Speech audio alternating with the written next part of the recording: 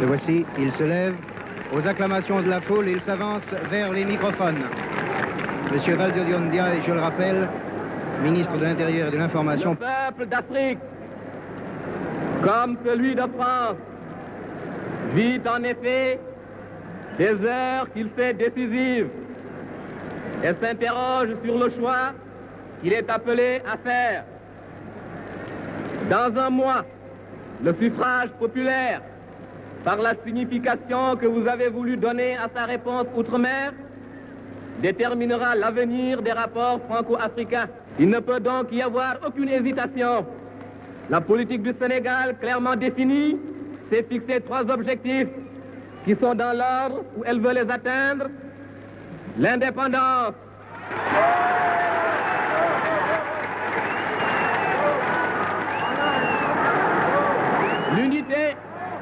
l'unité africaine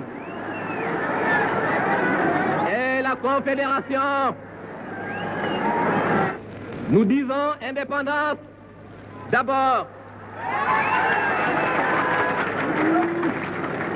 Mais en nous fixant ce préalable, nous ne faisons qu'interpréter l'aspiration profonde de tous les peuples d'Afrique noire à la reconnaissance de leur personnalité et de leur existence nationale.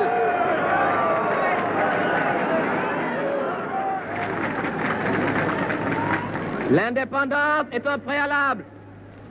Elle n'est pas une fin en soi.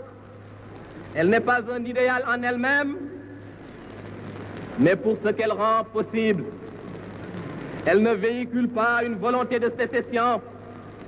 Elle ne recèle aucune intention d'isolement ni de repliement sur soi. Nous disons indépendance et nous disons ensuite unité africaine.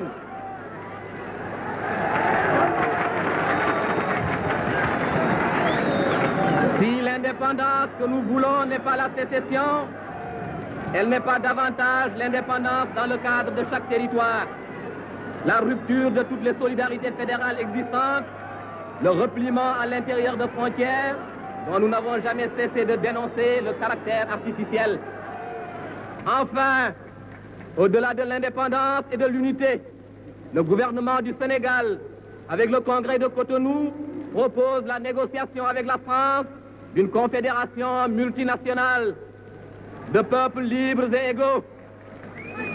Cette solution nous apparaît comme la seule réaliste et la seule durable, parce qu'elle est la seule qui tienne compte à la fois du sentiment national des masses africaines, de leur aspiration à l'unité et de leur volonté d'entrer dans le monde moderne au sein d'un ensemble plus vaste encore.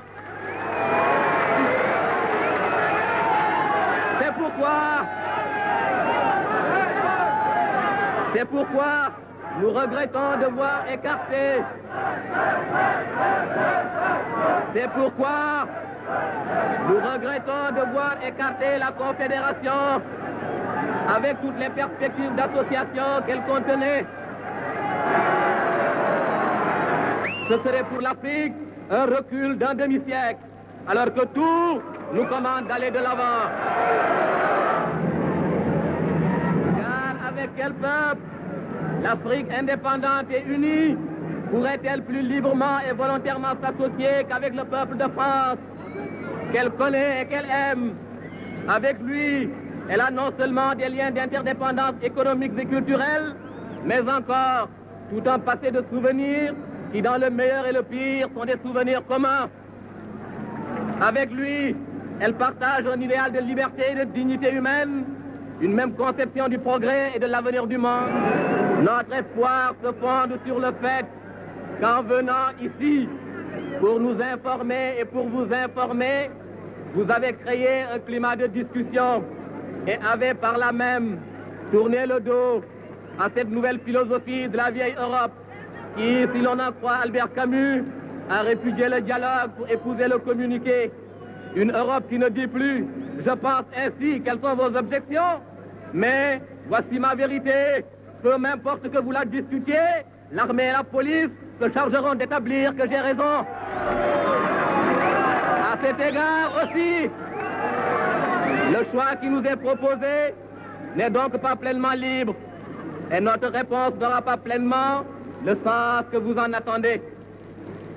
Ou bien nous voterons selon nos seules convictions, au risque de retarder la réalisation de l'unité africaine, ou bien nous définirons avec les autres territoires de la Fédération une position commune faite de compromis tactiques et qui laissera dans l'ombre, sans les supprimer, les véritables problèmes